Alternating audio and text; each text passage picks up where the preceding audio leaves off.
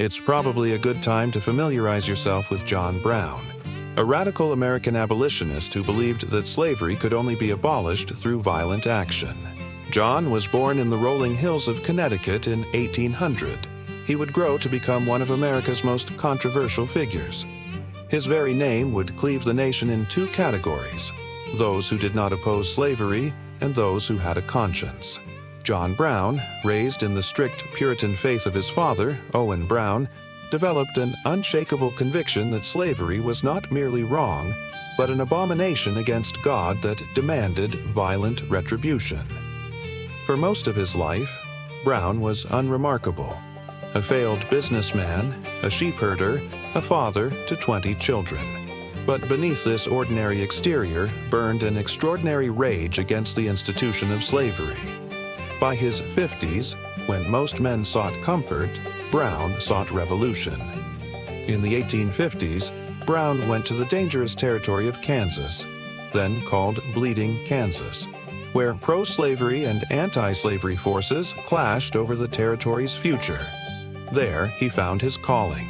In 1856, after pro-slavery Missourians attacked and destroyed the town of Lawrence, Kansas, Brown and his followers retaliated. They dragged 5 pro-slavery settlers from their homes and hacked them to death with broadswords. This wasn't mere violence. It was calculated terror designed to show slaveholders that their blood, too, could water the tree of liberty. On October 16, 1859, Brown launched his most audacious plan yet, seizing the federal armory at Harper's Ferry, Virginia. With just 21 men, including several of his own sons, he intended to arm enslaved people and ignite a massive uprising across the South. The raid was doomed from the start, poorly planned, undermanned, and quickly surrounded by local militia and federal troops led by Robert E. Lee. Within 36 hours, 10 of Brown's men lay dead, including 2 of his sons. Brown himself was wounded and captured. His revolution was stillborn. Yet in failure, John Brown achieved his greatest victory. His trial became a national sensation.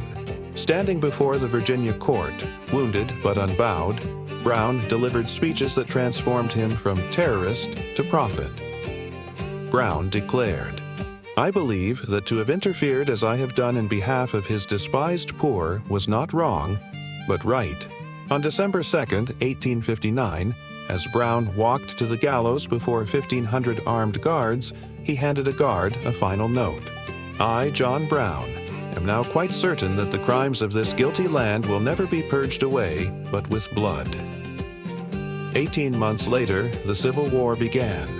Union soldiers marched into battle singing "John Brown's Body," transforming a failed insurrectionist into a martyred saint of freedom.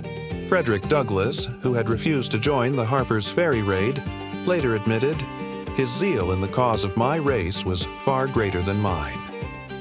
John Brown remains America's most paradoxical figure, a terrorist and a hero, a madman and a prophet, a killer who helped kill slavery itself.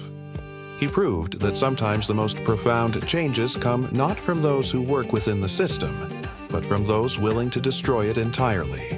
In just 2 years, this gaunt, wild-eyed old man did what decades of peaceful abolition couldn't. He made the end of slavery inevitable, even if it required the blood of 600,000 Americans to fulfill his terrible prophecy. Thanks for watching.